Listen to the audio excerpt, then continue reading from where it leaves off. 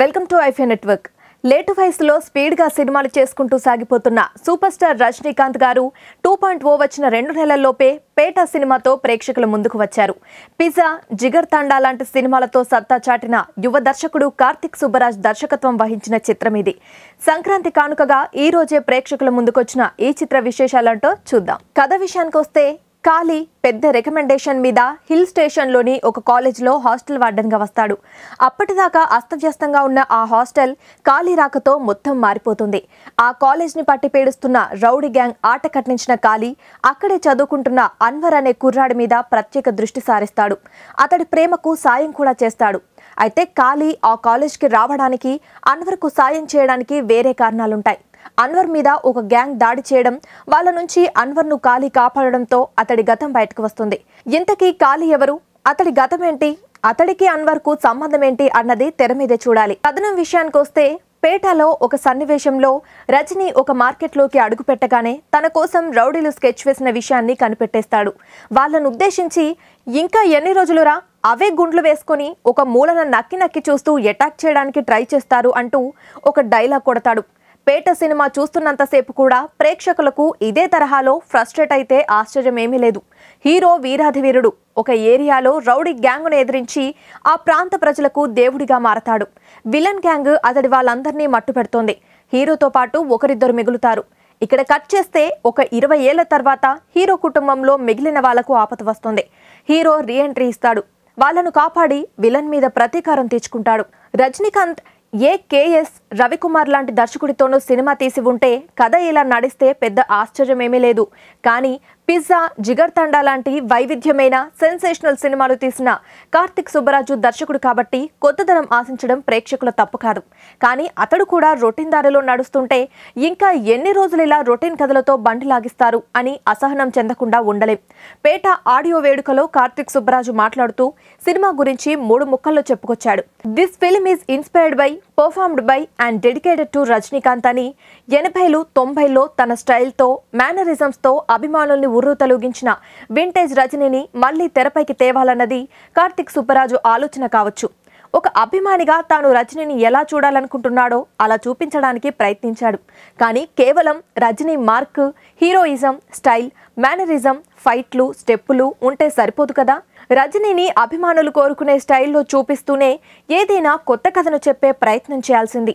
అందులోనూ కార్తిక్ సుబ్బరాజు ఇప్పటిదాకా తీసిన సినిమాలు చూసిన అంచనాతో ప్రేక్షకులు ఖచ్చితంగా కొత్తదనం ఆశిస్తారు, సర్ప్రైజ్ కోరుకుంటారు.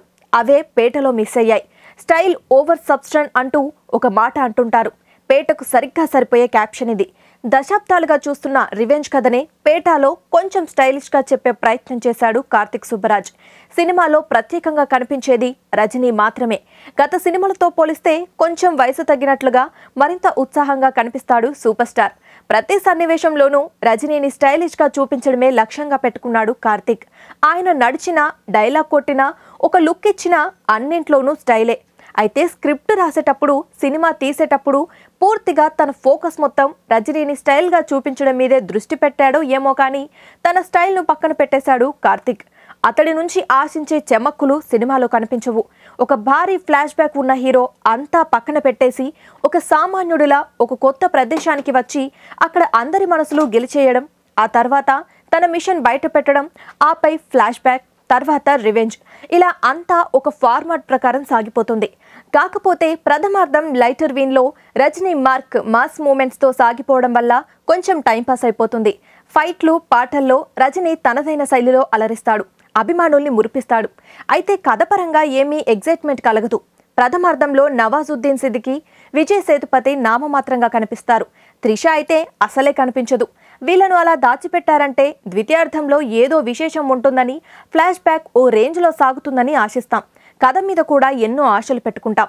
కానీ అక్కడ మొదలవుతుంది అసలు వ్యధ. పూర్తిగా తమిళ వాసనలో నిండిన ఒక రొటీన్ ఫ్లాష్ బ్యాక్ ప్రేక్షకుల్ని నసపెట్టించేస్తుంది. నవాజుద్దీన్ సిద్దికి లాంటి విలక్షణ నటుడు ఒప్పుకున్నాడంటే ఖచ్చితంగా ఈ కథలో ఏదో ఒక ప్రత్యేకత ఉండే ఉంటుందని ఆశించిన వాళ్లను పూర్తిగా నిరాశపరిచాడు కార్తిక్ సుబ్బరాజ్. ద్వితీయార్థంలో కథ ముందుకు సాగుతుంటుంది కానీ ఏ విశేషం కనిపించదు. అసలు నవాజ్ ఏం చూసి ఈ పాత్ర ఒప్పుకున్నాడో అని ఆశ్చర్యం కలిగించేలా ద్వితీయార్థం సాగుతుంది. ఫ్లాష్ బ్యాక్ దెబ్బకు ప్రథమార్థంలో కలిగిన కొంచెం పాజిటివ్ ఫీలింగ్ కూడా పోతుంది. ఇక వర్తమానంలోకి వచ్చాక ఒక రొటీన్ రివెంజ్ డ్రామాను చూస్తాం. Karthik taking, Thiru colourful visuals, Anirudh energetic background score వల్ల కొన్ని సన్నివేశాలు ఎలివేట్ అయ్యాయి తప్పితే ఏ సర్ప్రైజ్ ఎలిమెంట్స్ కనిపించవు.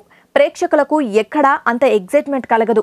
క్లైమాక్స్ లో ట్విస్ట్ పర్వాలేదనిపిస్తుంది కానీ కార్తిక్ తీసిన పిజ్జా, జిగర్ తండా సినిమాల్లోని మలుపులతో పోలిస్తే ఇది చాలా సాధారణం.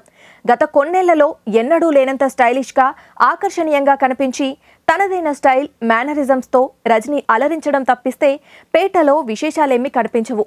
కేవలం రజనీ కోసమైతే పేట చూడొచ్చు, అంతకు మించి ఆశిస్తే మాత్రం నిరాశే. ఇక నటీనటుల విషయానికొస్తే సూపర్ స్టార్ తన అభిమానుల్ని అలరించేలా కనిపించాడు. గత కొన్నేళ్లలో కనిపించిన బెస్ట్ లుక్ అంటే పేటాలోనిదే. ఆయన స్క్రీన్ ప్రెజెన్స్ అదిరిపోయింది. అభిమానుల్ని ఉర్రతలూగించే రజనీ మార్క్ మూమెంట్స్ ఇందులో చాలానే ఉన్నాయి. సినిమా అంతటా చాలా ఉత్సాహంగా కనిపించాడు రజనీ. నటన పరంగానూ ఆయన ఆకట్టుకున్నాడు. నవాజుద్దీన్ సిద్దికి ఉన్నంతలో బాగానే చేశాడు కానీ ఆయన స్థాయికి తగ్గ పాత్ర ఇవ్వలేదు కార్తిక్. హీరో కుటుంబంలోని వాళ్ళందరినీ చంపేశాక నవాజ్ ఇచ్చే హావభావాలు ఆయన ప్రత్యేకతను చాటి చెబుతాయి. విజయ్ సేతుపతి మరోసారి తనదైన శైలిలో ఎఫర్ట్లెస్గా జిత్తు పాత్రను చేసుకుపోయాడు. కానీ అతడి పాత్ర కూడా ఆశించిన స్థాయిలో లేదు. సిమ్రాన్, త్రిషాలకు సరైన క్యారెక్టర్లు ఇవ్వలేదు. సిమ్రాన్ మళ్లీ సన్నబడి అందంగా తయారవడం విశేషం. త్రిష సినిమాలో ఉందంటే ఉంది అన్నట్లు కనిపిస్తుంది. బాబీ సింహ లాంటి మంచి నటుడిని కూడా కార్తిక్ ఉపయోగించుకోలేదు.